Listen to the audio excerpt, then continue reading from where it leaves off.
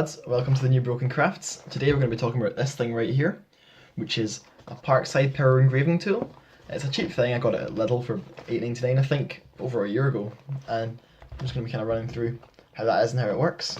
So just before we get started, it's a simple thing, it just plugs straight into the wall. It's got a 2 meter long cable and it's made of plastic body with a wee tungsten steel tip, so it's quite hard, it's not going to break easily. So we'll just get it out. And there it is. So you've got a nice long cable, which is good for making stuff. And when you look at the actual thing, you'll see it's quite nice. It's quite nicely shaped. It's thick at the top, and you hold it kind of similarly to a pencil. There's a small button here that you press to turn it on. You have to hold that to keep it on. And the tip just vibrates against whatever you're cutting. There's also a small dial here, which you can turn up or down to make it go harder or softer. So here I've got a whole variety of wood, stone, and plastic materials to test it on. So we've got just kind of smooth plain pine, a piece of stone, just a rock from the garden. This is a piece of white painted skirting board, but it's wooden underneath, so I'm hoping it'll kind of scrape the paint off and look quite nice. Plywood, sheet of acrylic plastic, and a brick. So we're going to start off quite simple with the simple pine wood, with a very simple shape going to be engraved on that first. So let's just go with that.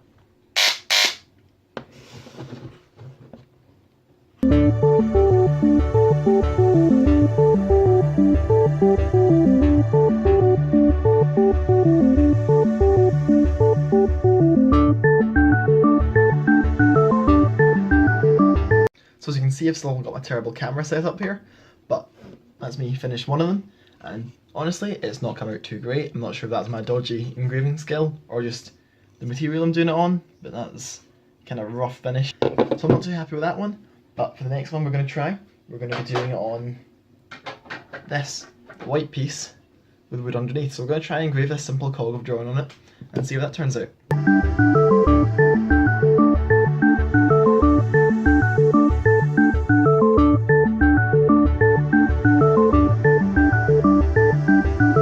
So that one wasn't bad, but as you can see there's a lot of wee flaky white bits that just didn't really want to come out, and as much as I tried they just stayed. So it's not bad, it's not amazing. So the next one we're going to try is this plywood. So we're going to try engraving on that, see how that turns out.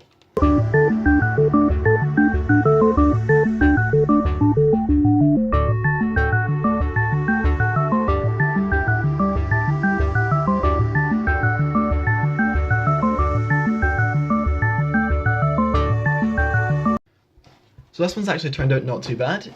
It's still quite rough though.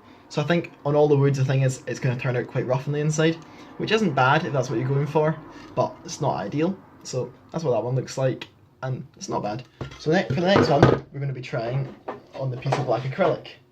So we'll just go with that.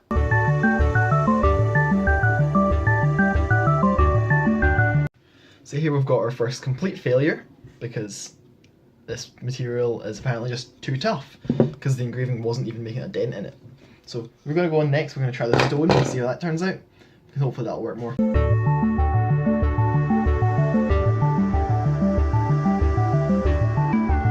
So the stone actually turned out quite well.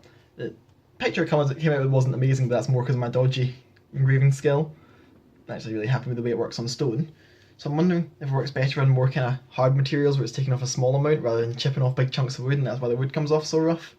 So last one to try is the brick, and then we're done.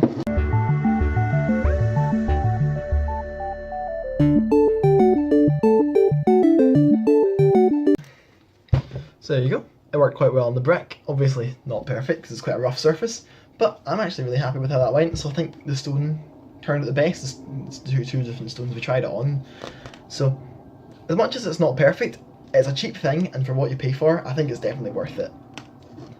As much as you don't come out with amazing artwork, it's a good thing for simple shapes, and I'm really happy with it. That's the end of my review there. I hope you enjoyed it, and if you were interested in the thing or not, just hope it was generally good. Thanks for watching it, and if you're worried about this weird ominous blue light in my ceiling up there, yeah, so am I have no idea where it's coming from, so hopefully it'll be fine. Thanks.